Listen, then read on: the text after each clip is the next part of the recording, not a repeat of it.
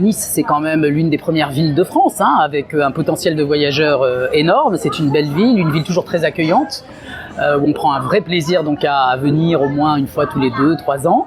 Et puis surtout parce que vous avez des vols directs. Maintenant, avec la compagnie El Al, des vols directs donc vers Tel Aviv. Comme vous le savez, Nice est jumelée avec Netanya, qui est une des villes balnéaires les plus populaires et les plus aimées des Français, donc en Israël. Et puis effectivement, l'activité, elle a toujours été avec Nice et Israël assez intense. Notre vocation, elle est uniquement touristique, hein, c'est-à-dire qu'en fait, on n'est pas une entreprise commerciale, on est un office de tourisme, et surtout là pour présenter la destination, pour donner envie au grand public, mais surtout aux professionnels de découvrir la destination, d'en savoir un petit peu plus, et puis surtout de savoir comment la présenter à leurs clients. Et ce qu'on a envie de leur dire justement, c'est tous ces grands voyageurs, il faut absolument leur proposer la destination Israël. C'est pas possible qu'on ait envie de voyager dans le monde et qu'on n'ait pas envie de découvrir cette destination qui concerne tout un chacun.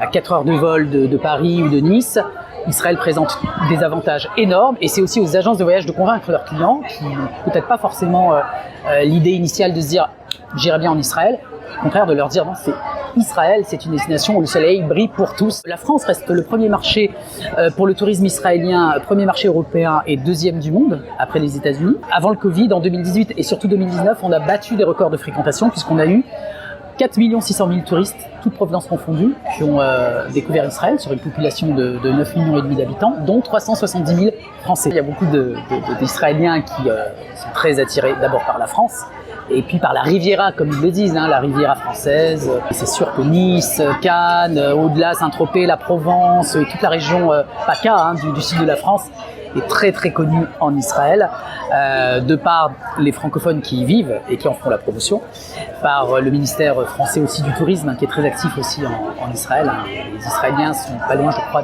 de 700 000 hein, à peu près à venir chaque année en France. Que ce soit les pèlerins, que ce soit des gens qui vont découvrir Israël comme on découvre n'importe quelle autre destination, que ce soit des gens qui effectuent des cures à la mer Morte de remise en forme, que ce soit des gens qui veulent faire la fête à Tel Aviv, que ce soit des gens de la communauté juive qui veulent également retrouver leur famille, leurs amis, ou qui découvrent aussi Israël pour la première fois. C'est une destination qui en fait gagne chaque année des nouveaux touristes et des nouvelles motivations de découverte.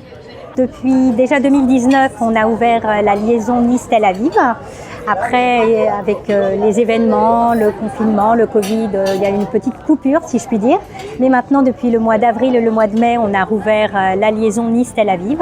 Actuellement à 3 vols par semaine, voire 4 lorsqu'il y a de fortes demandes. Si bien dans le sens Nice-Tel Aviv que dans le sens Tel Aviv-Paris, on a ouvert nos lignes, nos cœurs, nos voyages pour toute la population. Énormément de demandes de la part de la communauté de Nice. Alors au niveau communauté, des personnes qui veulent visiter, au niveau des groupes, au niveau des pèlerinages, au niveau des personnes qui souhaitent découvrir Israël, beaucoup de personnes ont demandé justement qu'on soit là, qu'on soit présent à Nice. Donc voilà.